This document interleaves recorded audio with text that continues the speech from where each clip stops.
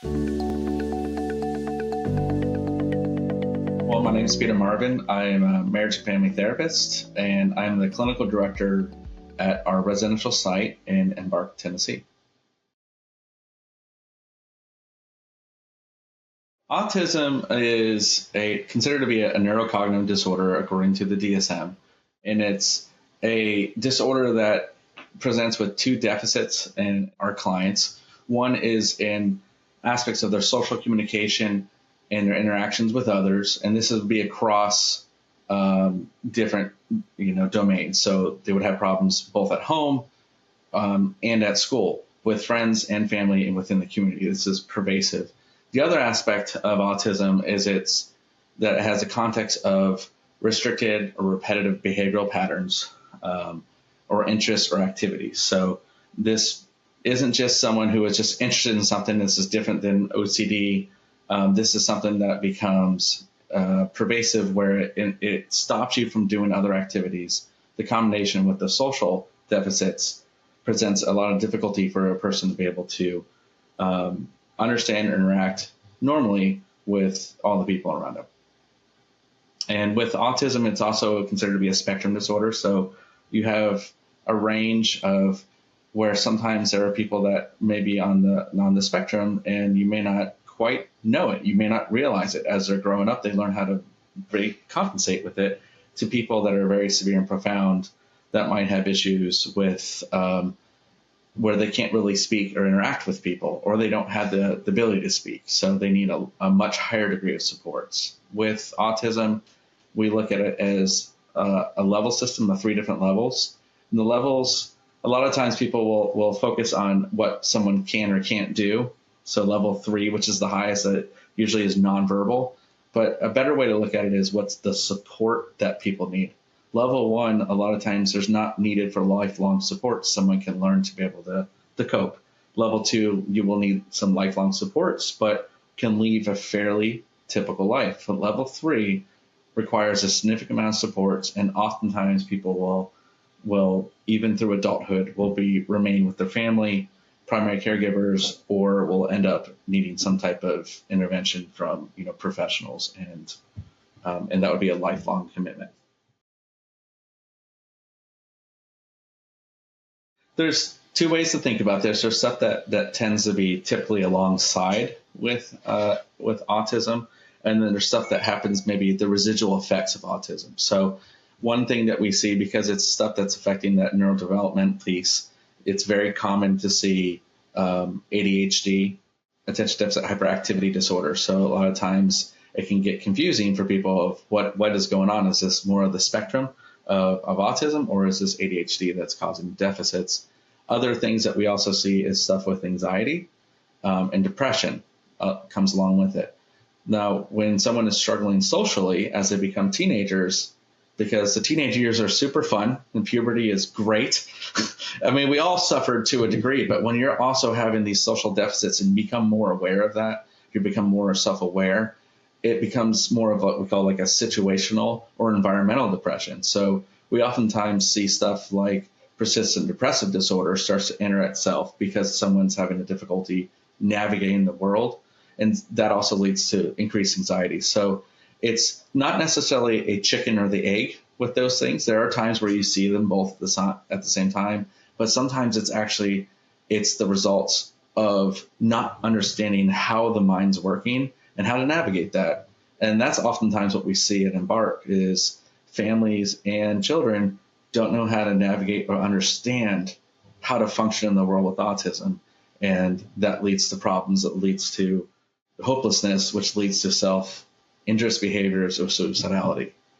And that's when they will usually seek our help. Typically with clients that are coming that are on the spectrum, we kind of have 2 categories we want to say. People that are aware of it that still need a lot more help because of the other comorbid symptoms, or we have people that come in and they actually are undiagnosed. So we have a lot of families, they think their child is defiant, they're disrespectful, they're problematic, or even seeing labels of like they have a personality disorder, a conduct disorder. And then when we're working with them, we kind of we do it. We spend a lot of time doing an assessment and go, hey, we think this child might be on the spectrum. And so we're very fortunate at Benton where we can actually order psychological testing. So we have a psychologist that we contract with that comes in and does a full battery of testing, so we can confirm or not confirm diagnosis of autism. So I would say that's about half of our clients meet one of those that goes in those categories. It's pretty split. And when a family comes in and they're trying to deal with these other mental health issues and a child has autism, a lot of times it's trying to teach the family that, hey, this is a different thing than when your kid was 4 and on the spectrum versus 14 and dealing with all these other social problems. And when we have a family that didn't understand it, now we're dealing with a family trying to understand and wrap their head around their child is on the spectrum. And then they're dealing with the stigma of it. What does that mean? They hear all the things. So there's a lot of psychoeducation we have to do both for the clients and a lot with the family. And then in addition to that, we work really hard to develop case management resources to find out the appropriate ASD treatment around them, because it's going to go beyond just typical mental health. This is going to be looking into occupational therapy, ABA therapy treatments, and what can be done in the school. So most schools will have some type of capacity plan to be able to support a client with ASD so that they can function at the same level as their peers. So there's a lot of, I'd say, ground to catch up on with our clients, other beyond just the fact that maybe they're having a lot of mood dysregulation and a lot of hopelessness and struggles that brought them to Embark. Now there's a different approach to it. So that's a lot for a family to process in a short-term residential treatment. So our staff have to work really hard to do the groundwork. When we see that a client and family may not know this, we spend a lot of time kind of slowly introducing the concepts of kind of the what if this is it? What if this is it? Because majority of kids have heard about autism, and what they know is, I don't want that.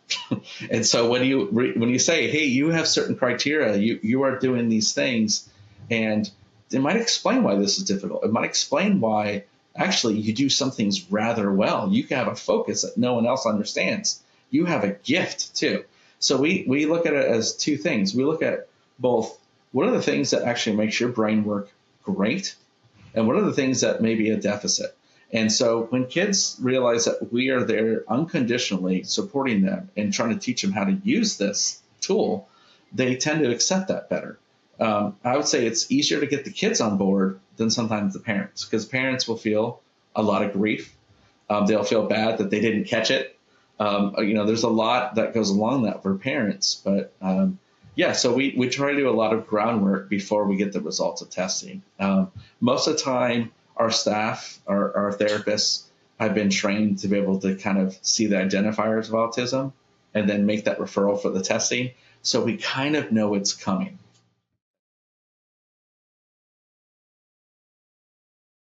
An example is we had a client, really bright young man, and he was very creative, just really neat, really highly intelligent. But there was something the parents thought that his attachment issues, he was adopted, that there was a certain level of defiance in his manner of communicating. And they were certainly he has a personality disorder, and that and of course, when they start thinking that, they think, what's the threat here? And they were really, really struggling with this. And we're saying, well, we think there's something else going on. We're working with him. And it turns out he was on the spectrum. He was at level 2. So what that meant is he needed a lot more supports in understanding his social or his communication issues. So he would do stuff where he only had, say, a bank set of responses to anything. He could only pull these things. So the parents took it as defiant and circular reasoning and not being able to focus and decide what to do. For him, it was, hey, you asked me a question. I think this is the answer, and gave it to his parents, because that was the only way he knew how to kind of survive in that communication. Well, that's very difficult. So over time, that's a kid who gets very frustrated because he doesn't know how to communicate. And for him, he ended up having significant problems with with depression and suicidality. So he comes to us.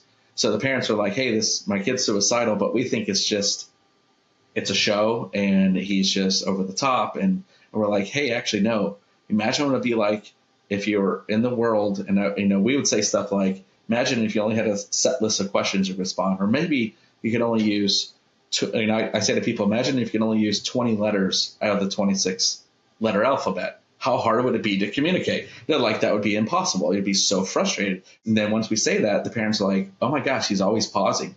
He's always pausing because he doesn't know how to find the right answer, which only makes the depression and stuff worse. So sometimes what we do, like in this situation, is sit down, just simple, have him be able to recognize and understand his emotions and communicate very simply to his parents. And it allows them the space to react appropriately. And then we can try to address the depression. So we're two-pronged when we deal with mood disorders. We're both doing psychopharmacology and we're doing psychotherapy. But it's hard to do psychotherapy if we can't communicate. And that's where we have, we're going to have problems. So understanding how to communicate and what the supports are of a client with autism is important for us to be able to help them, but it's grossly important for the family to understand that, because if they can't communicate, we're going to have problems all around. And some of this has to do, we can all understand this to a degree, where we use the example of the alphabet. All of us went through the pandemic and we walked all around with masks. We're on video or we were in the world and we had trouble reading people. People would make sarcastic jokes and we didn't know there was sarcasm there because we couldn't see the facial expressions. And everybody was like, oh gosh, this is awful. This is terrible. It's like texting. You can't get the emotions out of texting, right? And sometimes people mistext. I have a parent that they would love to send everything in all caps to me. And I'm like, why are you yelling at me? And they're like, I'm not trying to yell. I don't understand what's going on. And they're like, you're still yelling at me. And so they didn't understand the social norm, just like we didn't understand how to read people with their mask on. Well, I think this is to a small degree how we can understand what it's like to be living with autism and not being able to understand that emotional reading of others. It caused a lot of problems in the pandemic. A lot of people struggled with anxiety and depression during the pandemic because of the loss of social interactions and an inability to make those contacts. So this is it doesn't take a lot of training or research or PhDs to say, if this is what you live like every day with the spectrum, it will cause issues, or it can cause issues with other co-occurring disorders. It is difficult for a child to come into a residential setting. It's not home. It's not anything new. There's going to be stressors. Now, that is a good thing when we're trying to treat people. We actually want those stressors to a degree. If someone struggles with anxiety, they're going to be really anxious here. So that means we can see the baseline, what's going on, in order to try to treat it. But with a typically developing child, they probably have the abilities easier to communicate with therapists and staff, but also peers in a residential setting.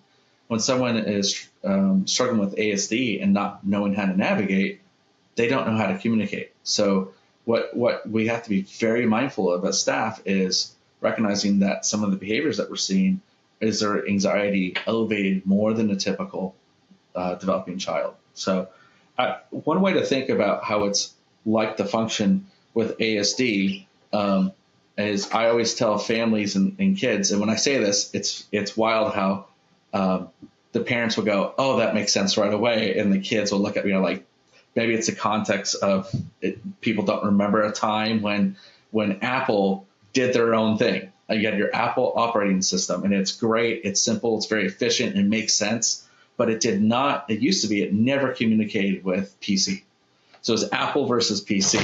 So it's kind of like when someone has that autism brain, it does great things, but it is an Apple operating system, and the whole world is PC. So it was communicating, but it wasn't communicating well, didn't understand each other. That's kind of how that mind works. But once you understand how to communicate, it ends up going well. So One aspect of autism, we talk about the emotional reciprocity isn't there, meaning that if someone is showing an emotion, someone with that is on the spectrum may not be able to interpret it without kind of training to learn how to interpret it. But it's a double emotional reciprocity deficit. So in other words, the people working with, that are typically developing, when they see someone on the spectrum, they're not reading the fact that they're upset, they're sad, they're depressed, they're anxious, because they also might present with flat features. So what comes across as cold or ambivalent is actually someone who is suffering and doesn't know how to communicate it. So over time, people don't know how to interpret that. So that's something our staff have to be trained to be able to be experts in. So we do a lot of training when a kid comes in and we recognize really where they're at in that spectrum, what supports they need. We then follow up with our staff to say, hey, this is how you have to do this. You may have to prompt the client more. This is a 17-year-old boy, but you're going to have to prompt them and say, are you feeling this way? Are you feeling that way? And they get these yes or no answers, then to be able to initiate an effective coping skill. Because they don't necessarily do it on their own. So you have to prompt it, and it's really easy to misread and misinterpret. So that's something that in our treatment program, we right away have to practice and teach our staff to be able to not assume, never assume, always ask. And what the great thing about asking how someone is, it's validating. Because it says, I care and I want to know how you're feeling, not just assume what you are. One of the other things that's unique is, so for our environment, we have over half of our kids are on the spectrum, and a little under half are not. So again, that Mac and PC world, they've got to figure out a way to work with each other. And if it's a lot of effort for adult staffing with training and parents, what is that like for peers? And so there's a lot of energy that's put into both the kids on the spectrum and not on the spectrum to be able to understand each other and support one another. And the hopes is that when a kid goes back, they're going to be more enriched to be able to do that at home. Both kids, the kids on the spectrum will learn to kind of prompt others to say, hey, I have difficulty here, I need help, and not be stuck in that stigma. But also for the kids that aren't on the spectrum to now have an appreciation and acceptance, if you want to say, for kids that are on the spectrum, which is only going to further reduce any kind of negative stigma. Well, the sensory one's probably one that people are probably pretty aware of when you see people that have, a very highly sensitive to, if it's sound or noises or stuff that's sudden. A lot of kids on the spectrum, you'll see them, they're wearing headphones that kind of noise canceling, so it just tones it down. We're kind of, I think in society, we're seeing that a lot more. People are kind of living that acceptance. Well, for our kids, when they come in, they may not know that's the issue. They just know they're suffering through life. And they come here with an environment of, for us, about 24 boys. And sorry, teenage boys are not quiet. There's nothing about a teenager that's quiet, but teenage boys are certainly not quiet. And they're having a lot of fun. But if you're always turned up and it is uncomfortable to painful to you, that can be very difficult. So that means as a residential treatment, we have to make accommodations by trying to inform and teach, instruct our other residents to be mindful of that. Or we have to do interventions like headphones, earphones, or different types of interventions that a client can have personally. I think both are really good because, yeah, we want someone to navigate the world and be able to function on their own, but we also need to be the other kids to be aware, so they're mindful of those issues. And it's probably the same thing with social communication difficulties. Some of I love it when spectrum kids just say how it is. Like I'm worried about how you're going to take this. They will tell you. They'll come up to me and go, your hair looks really bad today. I go, well, hey, thanks, Johnny. I appreciate that. I'll go and fix that. They don't really recognize that. And those are our younger kids. They don't recognize that, hey, that's not something you do. And it's something that most parents kind of go through and teach. But we usually teach that at like that early grade school age. That's what our kindergartners do. I remember when my kid says, Mommy, why is that person so big? And I'll go, oh, God, they heard.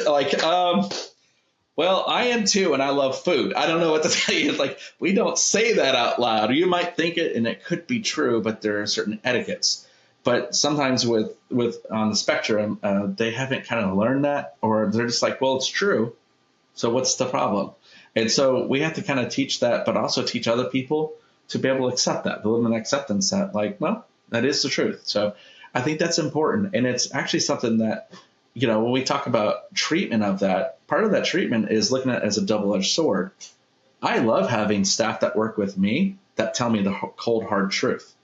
Hey, this thing doesn't work and this is why. And social etiquette says maybe you don't tell that to your boss, but I'm the type of boss, I'm like, I need to know that so I don't keep on doing something that doesn't work. And there are companies now that are actually seeking out that specifically put on their job applications, they want people that are on the autism spectrum. A lot of software companies are doing this because the focus and the repetitive concentration that people have, that's a beautiful thing if you're doing kind of programming or working with numbers, where everyone else needs more of a break because their brain is overworked. This is like absolute candy for sometimes for someone on the spectrum. They can do that 40 hours a week and love life. Me, I couldn't stand that. It would be the worst thing for me. Probably most of the planet, that's the worst thing for you. But when you're on the spectrum, that can be something that's very healthy. The other things that you can think about, we oftentimes when we're working with kids, we share stories of people that are on the spectrum that have made it in life, right? We talk about the Elon Musk in the world, or the Steve Jobs that are rich and powerful and whatever. But there's also other known, historically. I'm a student of history. I love reading about American history, and the more and more I research, the more and more I'm convinced that Ulysses S. Grant was on the spectrum, and so was his mother. And there's a lot to it. He's a very passionate man about his family, but people would oftentimes talking about he was cold, he had no emotional expression, and he could do the hard work where no one else could. In the Civil War, there were 7, 8 generals in charge of the army before him. All of them failed, and that war went on and on and on. It was him and his mental capacity that allowed the right plan, and he could stomach what needed to be done to win that war that ended in setting a whole people's free. Millions of people were freed of that. But if it wasn't for someone that had that unique gift of being on the spectrum, that war may have drawn on for longer or may not have resolved. So it is a gift if we learn how to use it, but there are sides of it that make it hard to work. So in our programming, a lot of times we can say, hey, depression, that's bad, and we treat depression. But with the spectrum, we go, hey, this is a gift too. What can you do with this mind that no one else can? So we're teaching a lot of that kind of stuff. So that influences our treatment planning, because we're trying to find planning that'll tell kids how to overcome their mental health, mood dysregulation and stuff, but also learn how to use their mind, because you have that wonderful Macintosh operating system, and we need you to go and do great things with the world. So that's a big change from probably what they've known, what they think about those preset ideas of what the spectrum is before they come in.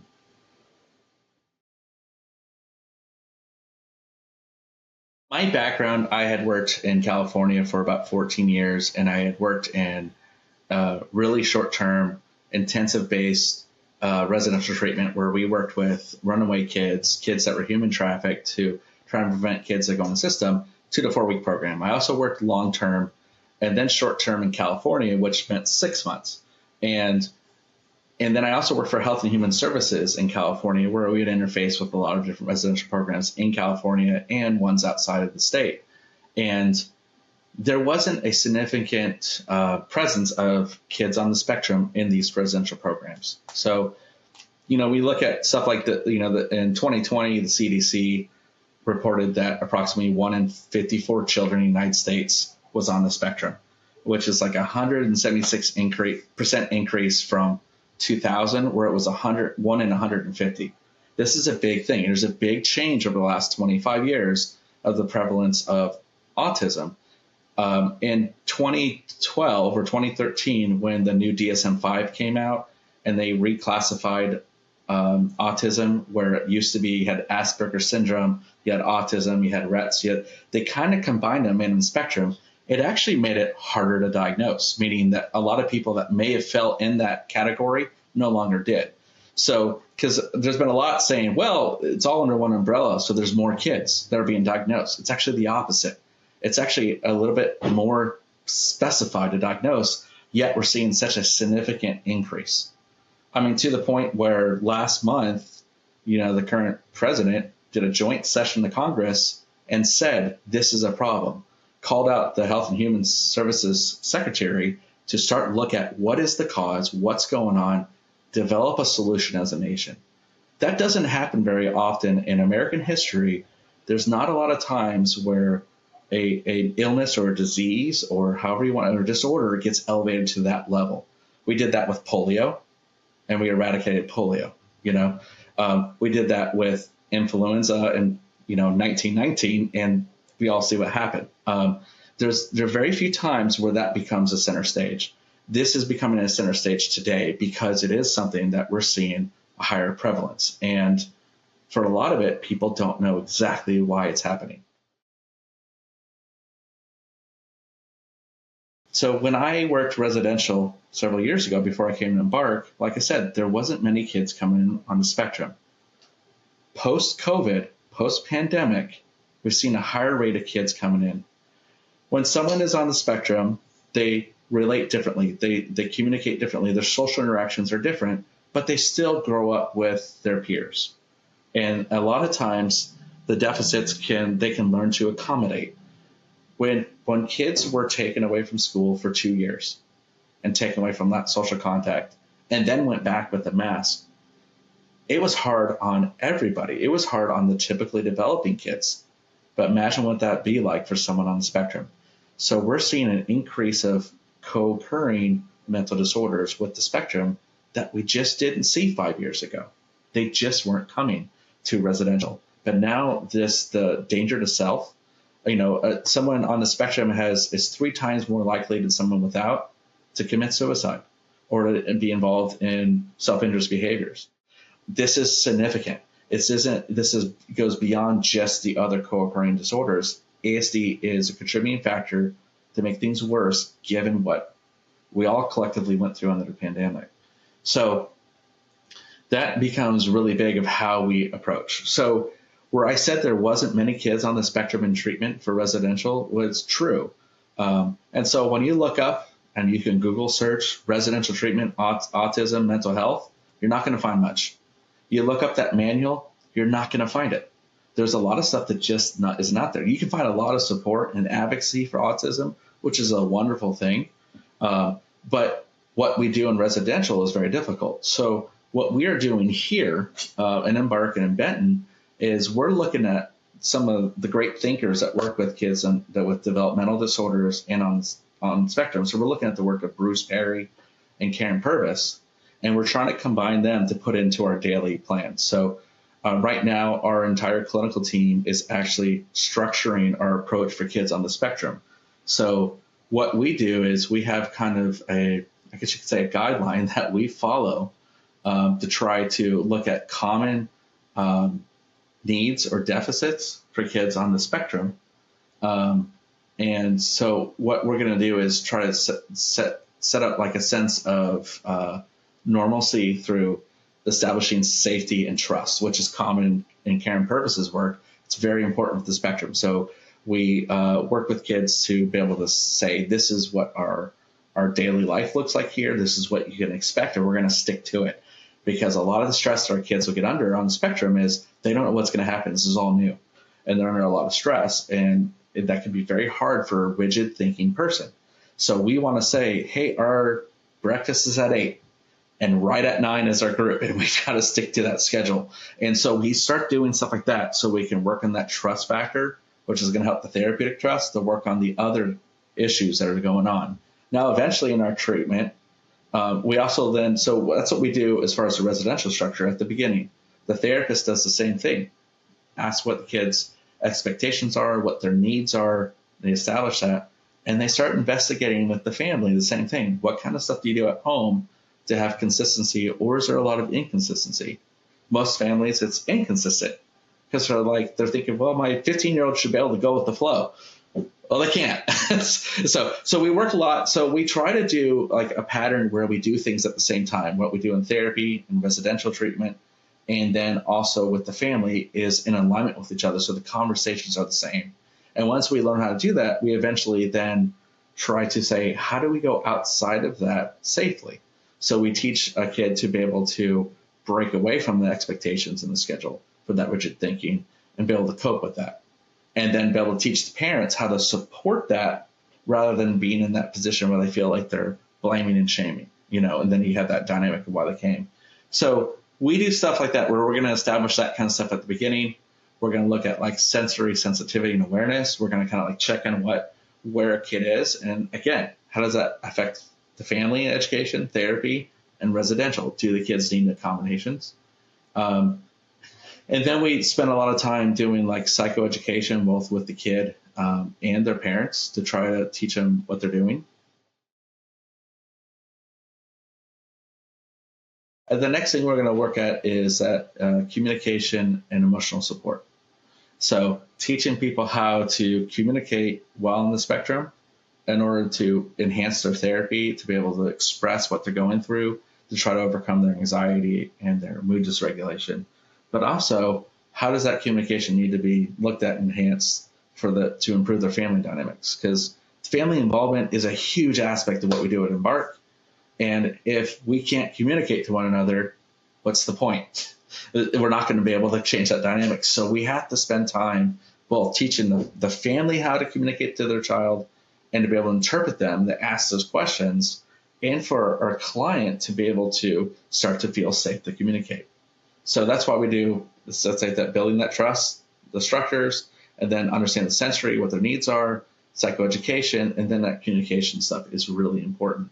That's going to set out a really good groundwork for a kid to be successful.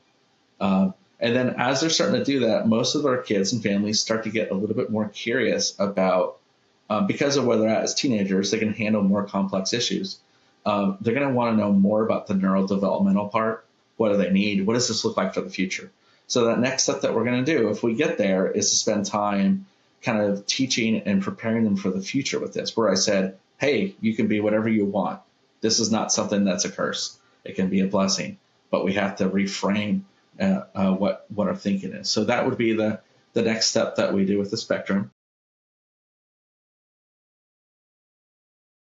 All throughout, one of the things we're always looking at is establish on a relationship-based approach, which this is where it's a little different than, say, some of the occupational therapy or ABA therapy, where they're teaching these skills, but ours is relationship-based. So what we're really focused on is that social deficits of the spectrum. A lot of the other repetitive stuff, we do accommodate and manage and try to make awareness, but our focus is more of that social deficit. So if we can get that social deficit improved remarkably, it's going to dramatically improve someone's overall mental health. And then they're ready to go home and work on those more rigid, repetitive behaviors with the ABA therapists or occupational therapy or in the school system. Because we figured what our approach is, if they can't communicate, if a person can't communicate their needs, be able to regulate themselves, they can't engage in those other activities. That's going to be very hard. It's different than, say, a 6-year-old receiving services. They're not, there's the emotions and the social, their social world is not as complex as a teenager. And that's for any teen. It's just a different world. So therapies do change as a kid gets older. So for us, we have to coordinate not only we have to go beyond just looking at like the steps and what we're doing. We have to make sure all of our staff are coordinated with that, because we have to model this with kids. So that's one of the last things that we're doing is we're modeling emotional regulation. So we have to do that with the family. So we have to teach that to the family. Hey, you're going to have to show your 17-year-old how to be angry appropriately. That's very hard for parents to do because they're like, they should be doing that already. Sure, if they didn't have this deficit, right? If they weren't suffering. So a lot of that is teaching, the empathy, and it's our CASA model. We really believe they're trying their best, but they can't read it, they can't interpret. So our staff are going to start modeling that and saying what they're doing. They're really expressing it and being very specific. So our clients that have ASD will go, oh, I know what you're doing. You're trying to teach me something. We're not just going to assume they're going to pick it up by, through just immersion. We will talk about it in therapy. We will teach the family. We'll model it in family therapy. And then our residential staff will model these things too. So it's very much pre-planned. It's prescribed. And it is something that we're not just trying to do the best we can and hoping for the best. We're looking at what the needs of a kid on the spectrum is in order for them to overcome their mood dysregulation, anxiety, and other mental health issues. And so it takes a very deliberate, thoughtful approach. I would say one of the biggest contributing benefits that we've seen is where I said where we preset families and provide that psychoeducation, where we provide psychoeducation to the parents and kind of teach them how to both communicate more effectively and model things. And then that preparing of the students to be able to, live in acceptance of what is going on with them. That groundwork is significant for kids. And then that sets us up to be able to then start diving into what's going on and for a kid to be able to express that safely. So those are huge interventions. Those other things I was talking about are really great. It's the icing on the cake. It shows direction. But if we don't do those few things first, it doesn't matter. The rest of it won't matter because we haven't really built that trust. And so that would say is probably the biggest significant thing that we do, other than the fact of making sure we get the diagnosis correct and be able to do case conceptualize and help work with the family for the future. What I always tell families here, I said, I love it when a family comes here and they have a great experience. The kid gets better and the family feels this is better after 90 days. I said, but what I really care about is what happens 1 or 2 years later. So when we send out surveys to families, I'm like, if we have a great experience here, but in 2 years feels like a disaster, what did we miss? What didn't we do? So if we don't lay that good foundation, we're never going to get there. And so we're kind of referring back to that concept of families. Like this is the start of a change. This is the start of something great, but we got to develop that relationship, that relational trust. So that is probably the biggest intervention we do, which is interesting because when you think about when people talk about autism and on the spectrum, and you say, what do you do? They're going to get into ABA. They're going to get into occupational. They're going to get into these supports in school and sensory reduction. You get into these things, but it doesn't focus on the fact that there's a relationship that has to be established. There's trust that has to be established, which is, I think, one of the hallmarks of what Embark does. We try to be an open book in what we're trying to do. So constantly, whether it's in the context of family therapy, we do a family therapy session. We also talk about what's going on. We also check in with the families to say, hey, this is the approach. Our psychiatrist spends a lot of time with the families. We'll check in with the families. She gives an incredible amount of time to explain what's going on with their child and to talk about what we're trying to do. In addition to that, we have our treatment team meetings that happen weekly, and families are invited to come in to see that kind of the results of that. I spend time, I'll call the families and kind of say, hey, this is what I'm thinking. This is what it looks like. This is what we're trying to do here. And this is what we're suggesting beyond. We have a case manager that's local, that's on site, that actually works with the treatment team and sees the needs and then contacts the family to figure out, hey, what kind of support systems do you have at home? And what don't you have? Or what did you not know about? So they spend a lot of time looking at what the resources are at home. Because one of the great things about Embark is we have a continuum of care where we can provide PHP and IOP services. And a lot of our kids that are on the spectrum may or may not work for them, especially if it's virtual. That can be a challenge. But they need help navigating the IEPs at school. They need help navigating how to communicate their needs because they're also involved in athletics or they're involved in church or they want to work. Well, it's like, how do you also get those people to wrap around a kid to become part of that team that believes in this kid, that says, hey, this isn't something that's going to hold you down. We're actually going to teach you, develop you to become a wonderful human being that sees this as a gift.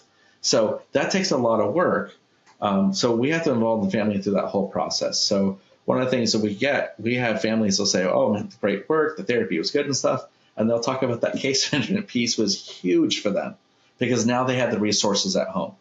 And I know, and you can look at research of like wraparound, it's been around for 35, 40 years, and it has a lot of empirical support that when you have those wraparound of those formalized support systems and those natural support systems, when you put that around a kid's life, treatment is successful. It just is. It's an undisputed fact. It's the reason why juvenile justice systems are closing juvenile detention centers across the country and moving towards wraparound systems because we know it works. And it's no different than, it takes a village to raise a child. It's the same in mental health. It's the same with ASD. A lot of families don't know what is available or how to access it. So that's part of our jobs is actually to help them do that and navigate that and get them prepared before they leave. We can't do that unless the family is highly involved and we're communicating back and forth with the family.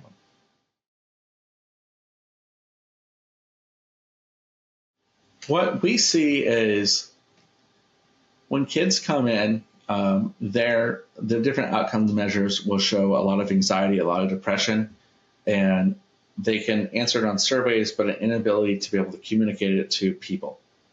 And so when we teach kids how to be able to do that and communicate it, what we start to see is by the end of treatment, their occurrences and their reporting of anxiety and depression significantly drop to sometimes below a clinical level, a clinically significant level, sorry.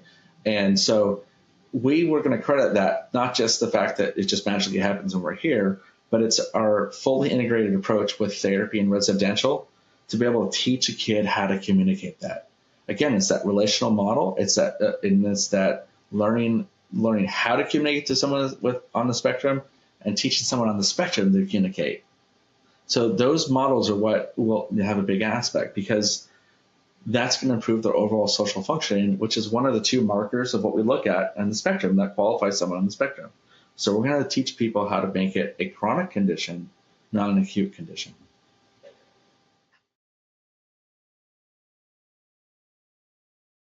It'll be similar to a lot of other, let's say, disabilities. I hate to say that, but if someone comes in to our facility who is hard of hearing or is deaf, we don't just say, well, that's too bad, you can't work with us. We would never do that. We would get interpreters, would figure it out, and would also look at how does being part of the deaf community impact the world with the hearing community, because there is both a cultural response or reaction to that, and there's also an emotional toll, right, of being unique and sometimes feeling set apart.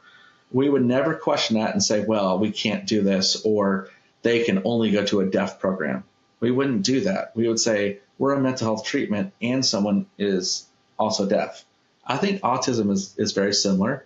We're going to say we're a mental health program. We're treating all these other disorders so that we can reduce suicide and the struggles that kids are going through, and they also have the spectrum. So we need to learn a way to communicate. It's just that you don't necessarily have an autism interpreter. We all have to learn how to be the interpreters. So I guess a lot of it is we are the interpreters for our kids. So that means as an industry and Embark, we have to adjust, we have to learn, and we have to do it fast. And that is something our staff has learned over the past year, where we've seen a significant increase of kids that are on the spectrum. When I arrived at Benton in January of 2024, it was occasional kids on the spectrum. Now it's more than half. Majority of our kids are on the spectrum. We have learned how to communicate. And it's a beautiful thing watching staff, instead of going, I don't know what to do, they go, well, we got this. And they just jump in and they're following these things. They're relying on the therapist to guide them, to tell them what the level of need is for that kid and how they can support them. And it creates a wonderful environment. So I think it is a need that's across the country for residential care. I like that we're given that encouragement to try to develop stuff, to develop plans and curriculums that our staff is doing here at Benton. I mean, we're trying to be on the forefront of this, not wait. When we could not find something out there, the discussion with our team is we are going to create it based off of the work of the giants that were before us. And that's what we've been doing. We've been working on this for about 6 months, this approach that we're doing, because there isn't anything out there. And so we're going to say, we're going to do something, and we're not just going to make it up. We're going to do it what we know works. So that's what we're doing here. I'm really excited to be a part of a team that's willing to do this, because sometimes I'm a vision caster, and I'm saying, we're going to do this thing that doesn't exist. And the team goes, what are you talking about? And I like how they're just jumping into like, let us at it. What can we do? So our whole team, it's great to have people across different disciplines, and people that are both mental health, licensed mental health professionals, our nursing staff, and our psychiatrists are all involved in this approach. And we're looking at some of our people outside of here that aren't in residential to scrutinize what we're doing, so that we can come up with a really good plan that can work, not just to help the kids at Benton, but help out through all of Embark.